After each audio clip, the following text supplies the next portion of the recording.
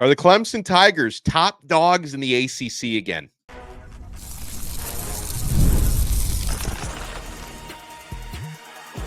You are Locked On ACC, your daily podcast on the Atlantic Coast Conference. Part of the Locked On Podcast Network, your team every day.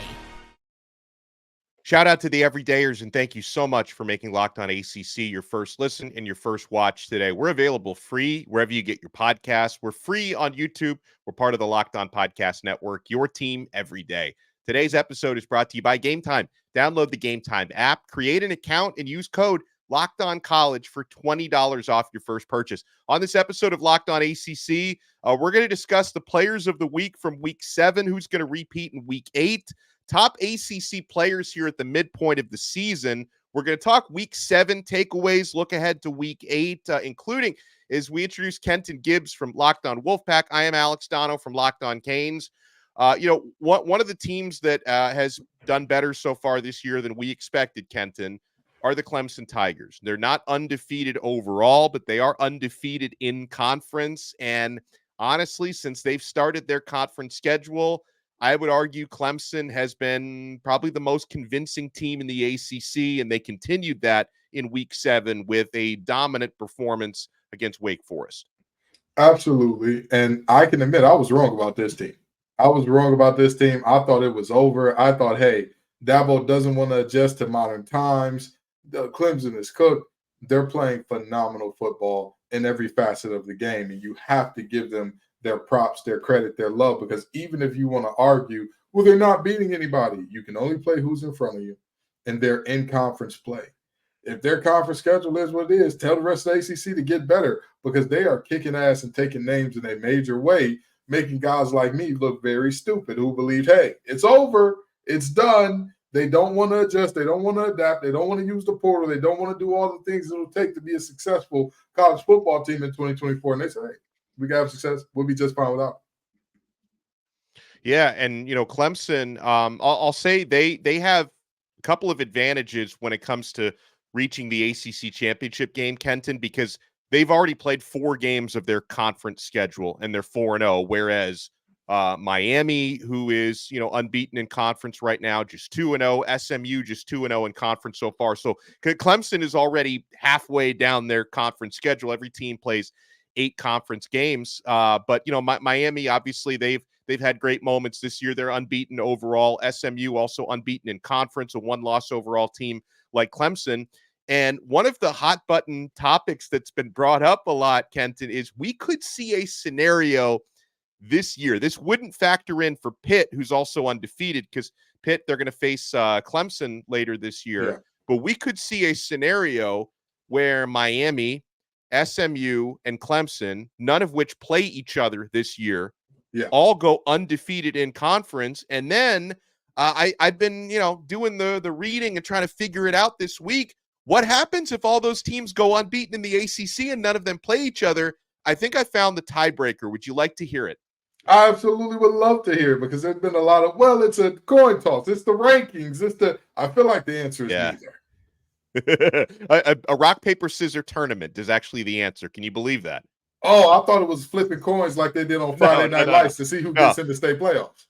So here's the real scenario, because what obviously the top tiebreakers to figure out which 2 teams get into the conference championship game head to head, but they don't play each other, so that's out the window. Record against common opponents. Well, if they all go unbeaten in conference, then that you throw that out the window as well. So to pick out the top 2 out of those 3, it would be, if they all go unbeaten in conference, it would be the winning percentage in conference of their ACC opponents. So it's completely out of their control, Kenton, that you're at the mercy of the teams that you've played, right? What are their winning percentages? That's what you're at the mercy of. And, I think, we're only halfway through the year. I think Clemson has the edge in that at the moment, but got a lot of football left to play. So you're going to see teams like rooting for teams that they've already beaten to run the table to try to give them a stronger conference record. But let's go through what these teams have left. I mentioned the big advantage that Clemson has, Kenton, is the fact that they've played more ACC games than Miami or SMU have played to this point. So left on Clemson's schedule, Clemson still plays at home against Virginia, at home against Louisville, at Virginia Tech, and at Pitt. Then they've got 2 non-conference games to wrap up the schedule versus the Citadel and versus South Carolina. Those games will not factor in. So, it's not a cakewalk the rest of the way for them, Kenton. But again, Clemson will likely be favored in every single game that they play left this year, including those 4 in-conference games. Oh, absolutely. Like you talked about, half of their conference schedule is already done. So not only do they have more room for error in terms of like, man, they can be a lesser team against the Citadel and still win that game, but they can also have room for error in that even if South Carolina takes them out back and spanks them like they stole something, guess what that doesn't affect? Your conference record. Yeah. It doesn't matter. If everybody else runs the table except them, you're still looking at a situation where SMU has a loss out of conference, Clemson has 2 losses out of conference, and Miami would be undefeated, but we would still be down to the same scenario of, well, wait a minute now. Everybody's undefeated in conference. Looks like we've got to pull the records of all of your opponents. All right, so let me give you the 6 remaining for SMU and the 6 remaining for Miami, and you tell me which you think is the tougher road. It's all ACC the rest of the way for both of those teams. So here's the 6 left for SMU. They're at Stanford, at Duke, home against number 20 Pitt, home against Boston College, at Virginia, and home against Cal, where Miami has at Louisville this weekend, home against Florida State. It is a rivalry game, even though FSU's been terrible. That's probably going to be the best game that Florida State plays all season. Home against Duke, at Georgia Tech, home against Wake Forest, and at Syracuse. Is it a little tougher for Miami, a little tougher for SMU? What do you think? This is what you like to call a 3-point spread where the team that was favored by 3 wins by a field goal. It's a push, ladies and gentlemen. Yeah, it's a These push. 2 teams, it's tough for me to look here and say, oh, man, this team has a definitive advantage or this team. They both have a tough game or 2 or a game or 2 where you could feasibly see them tripping up. But I don't think either one of these teams has necessarily a mountain to climb in front of them. And I will say this. The thing that I find most interesting about this going forward is I think both of these teams are in that zone where it's all about you. It's no longer about your opponent, right? I think that there's a difference when you know, hey, even if we play our best game, if they play their best game, we're kind of screwed. That's a different mindset than if we play our best game, they play their best game. We've got a damn good shot at this thing. It's a very big difference there. And that's where I think both of these teams are, not just talent-wise, but also confidence-wise. You talk about SMU and all their line and how are they going to hold up on the interior and all that. They held up well enough against Louisville. And Louisville has one of the better fronts in the nation. And they have shown it time and time and time again. So you look at this situation and you say for both of these teams, they are at that point where it's like, don't beat yourselves from this point going forward. Just be who you are. Be the best that you can be day in, day out, and you'll be fine. And that's why I look at both of these stretches and I say, it's sort of a push because both of them have 1 or 2 tough games. Neither one of them have a game that I look at and I'm like, I don't know how Miami's going to pull that one out. Or I don't know what the Pony Express is going to do there, but hopefully they'll be all right. Now, if you were to match up Clemson versus SMU and Clemson versus Miami on a neutral site right now, chances are we're going to get one of those matchups in December. But there's a lot of football left. If I were to try to predict the point spread on a neutral site, if it was Clemson versus Miami, I'd probably say Clemson would be favored by maybe 1.5 to 2.5 points, something like that. If it were Clemson versus SMU, I'd probably say maybe 5.5 points Clemson. So I would probably expect, this is just my prediction, I think Clemson would be favored at a neutral site against either of those teams. I think it'd probably would be a closer line, though, against Miami. Yeah, and at the end of the day, we still have so much football left that we can't even – even if all 3 of these teams do run the table from here, we've seen teams look good in winning. We've seen teams look bad in winning, right? We've seen teams dominate in winning. We've seen teams like, you're squeaking by. You're doing enough.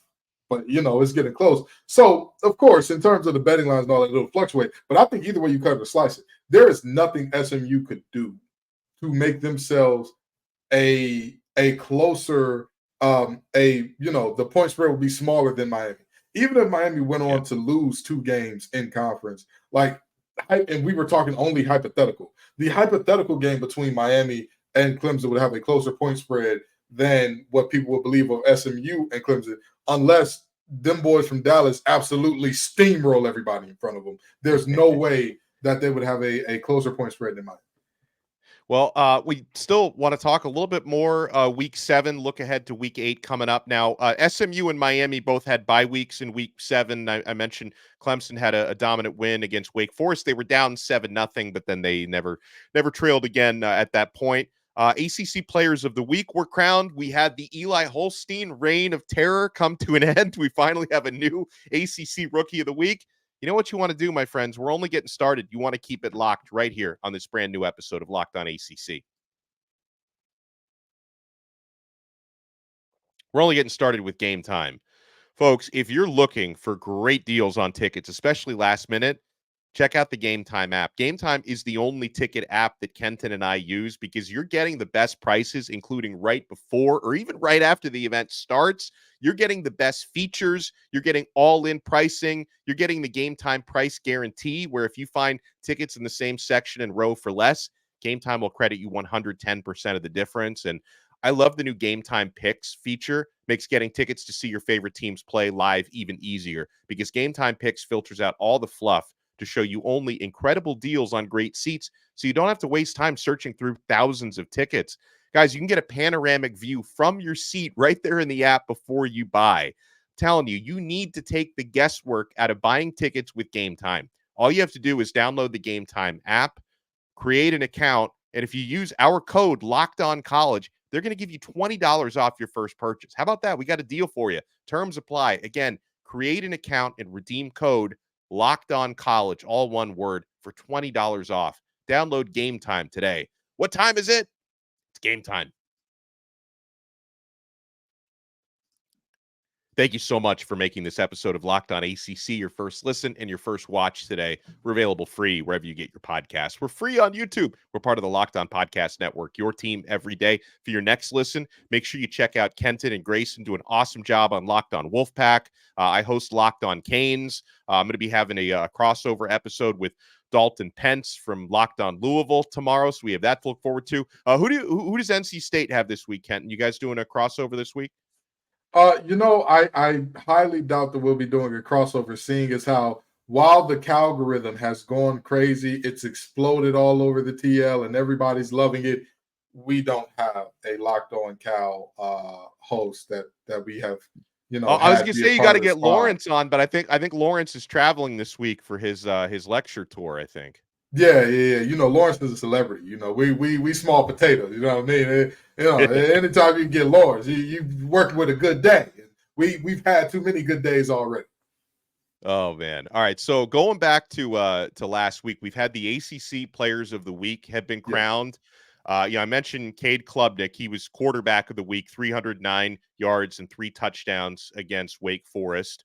Jamal Haynes of Georgia Tech, running back of the week. He scored basically a walk-off 68-yard touchdown to beat North Carolina. That was awesome. And Haynes, in addition to that great play, put up good numbers in that one as well.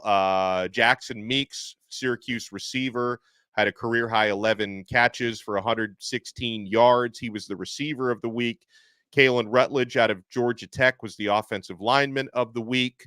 Defensive lineman was Jimmy Scott from Pitt, who had 3.5 TFL and 3 sacks in the close win against Cal. Justin Barron from Syracuse was the linebacker of the week. Defensive back was Jonas Sanker from Virginia. He played a great game despite the fact that Virginia did not pull it off against Louisville. Ben Sauls, the place kicker from Pitt, was the specialist of the week, hit a 58-yard field goal in that one. And how about this one, Kenton? What may still be renamed the Eli Holstein ACC Rookie of the Week award, because Holstein had won it every time he hit the field prior. Holstein did not win it. The trophy rightfully this week, Rookie of the Week, goes to Louisville running back Isaac Brown, who had a big performance, 20 carries for 146 yards and 2 touchdowns against Virginia. Louisville would not have won that game without the way Isaac Brown played. So he, first time this year, in a game that Eli Holstein did not play in, we have a different rookie of the week. Yeah, and not only that, Eli Holstein struggled mightily in this game. This was his worst game of the season by a mile. I mean, that Cal defense, I'll tell you what, that's as stingy of a secondary as I have ever seen out of a team that is 0-3 in conference. I have never seen anything like this before. It's like you throw that ball in the air against Cal, there's a chance that it's going the other way, and yet they still can't buy a win in conference. But who knows? I'm talking big like they don't play NC State, who's also winless in conference this week. But in all seriousness, shout out to the young man from Louisville because he did absolutely carry the mail. There is, like you said, there's no way Louisville wins that game without him. And he made some spectacular plays in terms of breaking tackles, in terms of yards after contact, in terms of finishing runs off in very, very meaningful ways. So, shout out to Brown. He deserves it. Eli Holstein is going to be pissed. He's going to have his revenge game next week because I know that young man is salty about his performance in this last game. All right, so we look at the schedule coming up this week, Kenton. We've got Thursday through Saturday. We've got ACC football because we have a Thursday nighter and a Friday nighter this week. Out of these two underdogs, is you have Boston College are 7-point underdogs at Virginia Tech on Thursday night. Florida State just 3-point underdogs on the road at Duke this week. Which of those two dogs do you think is more likely to pull it out on Thursday night or Friday night? Florida State has never lost to Duke. Yeah. It's basketball season. People are talking about Cooper Flag. People are no longer worried about Duke football. They lost the game. Everything is saying that Florida State is going to get it done. And that's exactly why I'm going the opposite direction with this thing. It is clear to me Boston College is going to pull it off at Virginia Tech. Virginia Tech has been such a disappointment and such a letdown at multiple points this season. And also, Jordan Travis ain't walking through that damn door. He was the one that gave Duke fits the last few times they played. That's right. He was spectacular every time they played Duke. But unfortunately, he's not walking through the door. Johnny Wilson ain't coming through. Keon Coleman ain't coming through. None of those guys are going to be there. And I'm sorry, but DJU has nothing for Manny Diaz's defense. Donovan Ezeraku and that wrecking. Well, no, it's Brocktober. They got Brock Glenn this week. Oh, yeah. It's Brocktober. And here's the thing. Brock Glenn looked a lot better than DJ looked. I think we could agree that. He did. But there was a reason you were sitting that long. Like, there was a reason that they're not that comfortable with you. Sometimes you look good because the film's not out on you yet, and the concepts that you like, they haven't really seen it at a high level defensively yet. I am telling you right now, Duke scores their first win over Florida State ever this week. But Boston College, I'll tell you what, Enter the Sandman, it may get spooky up there in Blacksburg for Virginia Tech. I love what you did there because you had me going. Like, you had me going with that swerve. That was, I don't know if that was a swerve or a heel turn, if I'm looking for the right pro wrestling terminology, but you had me going. On Saturday, we've got number 6 Miami at Louisville at noon. Like, I feel like that's probably the best game in the conference this week, and it's a nooner, which is a little questionable to me. We got 10th ranked Clemson hosting Virginia at noon. UConn hosting Wake Forest at noon. 3:30, we've got number 12 Notre Dame at Georgia Tech. Notre Dame 11.5-point favorites on the road. We've got Cal favored by 10 at home against NC State this week, and we've got 21st ranked SMU or 16.5-point favorites at Stanford. I'll also add another spread in there I didn't mention. Number 6 Miami are 4.5-point favorites at Louisville. So, like, the Miami versus Louisville, that's the game this weekend, right? That's the most pivotal game in the conference. The Snellenberger Bowl, the game for the boot. The game for the boot, baby. Let me tell you something. First of all, I love any game that's played for a trophy. I really do. And we all know how much Howard Snellenberger meant to both of these programs. God rest his soul. What a coach, right? What a man, all that good stuff. But this game is not only going to be one of the more interesting games. It's going to be one of the more impactful either way it goes. If Miami wins this game, that clearly takes Louisville out. That clearly says, hey, Louisville, you've got no shot at doing anything but sport. Their chances are still alive. It's just on life support.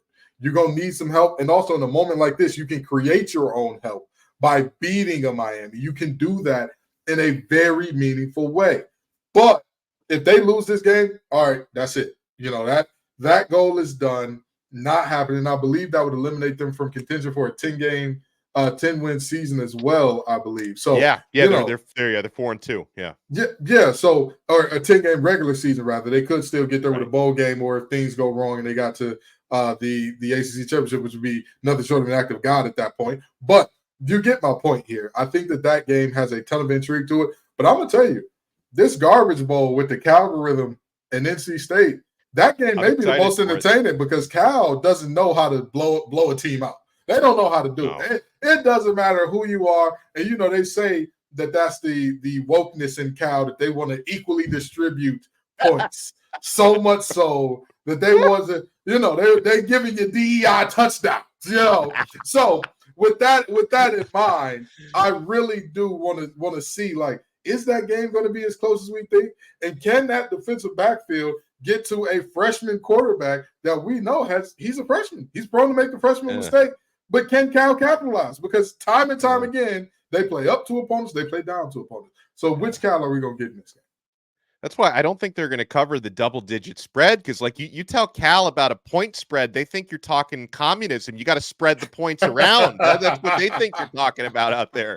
So I think it's going to be a very close game. All right.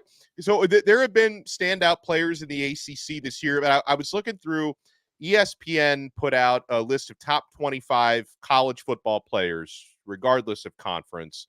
And there's only 2 ACC players on the list. I feel like there should be at least one more.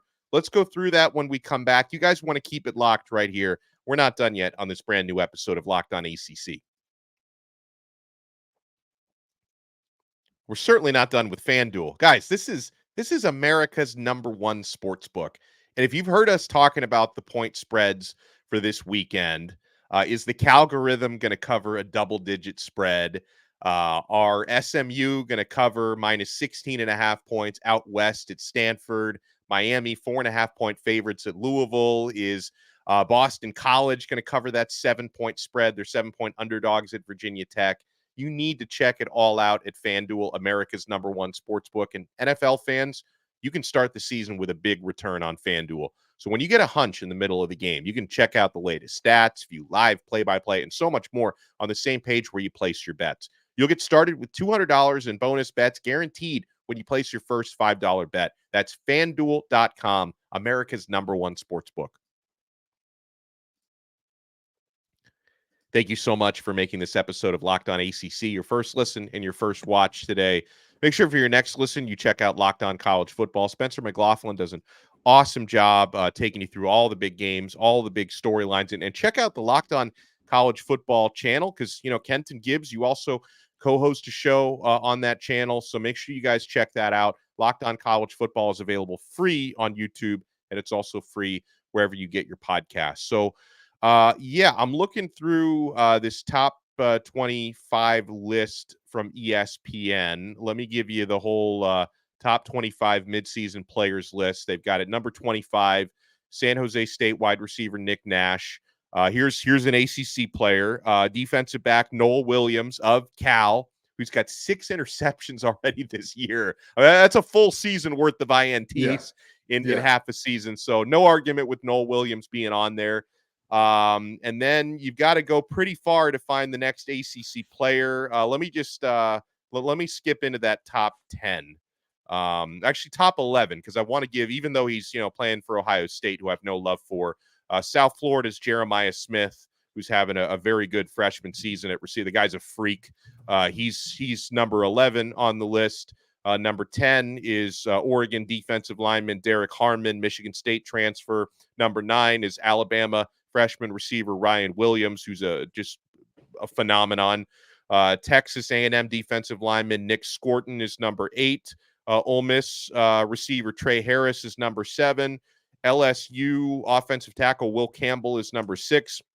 Oregon quarterback Dylan Gabriel, number 5. Texas offensive lineman Kelvin Banks Jr. is number 4. Colorado two-way phenomenon Travis Hunter is number 3. Then you got Cam Ward, Miami quarterback Cam Ward, who's already got 2,200 passing yards, 20 touchdowns. He's at number 2. And then Ashton Genty, who's putting up video game numbers in the Boise State backfield, is number 1. So you only have Noah Williams at 24 and Cam Ward at number 2.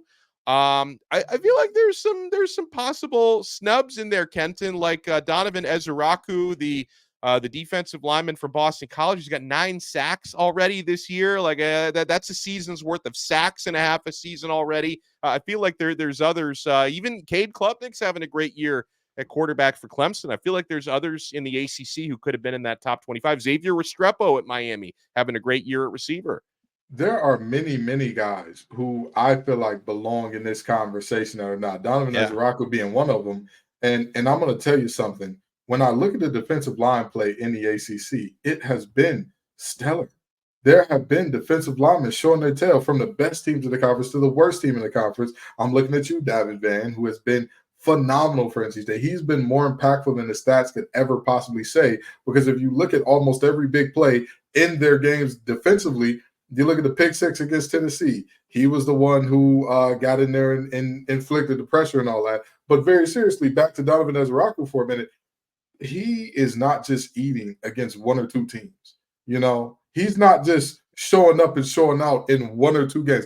He has shown up every single game and been a game plan wrecker. If you don't plan for Donovan, don't worry. Donovan's got a plan for you, my brother in Christ. He's got something for you if you don't got something for him. He has been phenomenal off the edge this year. So I really don't get how he isn't one of your best 25 players, other than the fact that it's not sexy to put him on the list. It's not sexy. He doesn't play for a big brand. He doesn't play a glamour position. He's just not it. Neither does Noah Williams at Cal, though, and he got in. So that is a very interesting counterpoint there. However, I will say this. To me at least, cornerback is becoming a much more glamour position than edge rushers are, which is I don't know when this switch happened, but it happened overnight where we just looked up and everybody's like, yeah, the corners get all the edits, they get all the love, they get all the social media stuff. And D lineman is just like, it's just like Charlie Brown. I got a tree. I got a turkey. I got a rock. That's what Ezeraku got. He got a rock because the man should have been on this list. Yeah, no, I agree 100%. So hopefully second half of the season in the back 9, more ACC players get some love, because in only seeing 2 in the top 25, I was a little bit disappointed by that. I was hoping to see some more players get the nod. But guys, make sure you hit the thumbs up button if you're watching us on YouTube, and subscribe to Locked On ACC. If you're listening to the audio version, make sure you subscribe on Apple Podcasts, Spotify, Odyssey, wherever you get your pods. We are going to assemble the squad tomorrow, and I'm sure our guy Jackson Holzer is going to want to take a victory lap, Kenton, after the head-to-head win. I'm just hoping, I'm hoping I don't lose to Syracuse, or I make it sound like I play for the team. I hope Miami doesn't lose to Syracuse at the end of the year, because then I got to hear. And you actually did play for NC State, so you would have more of a claim than I would about the result of that game.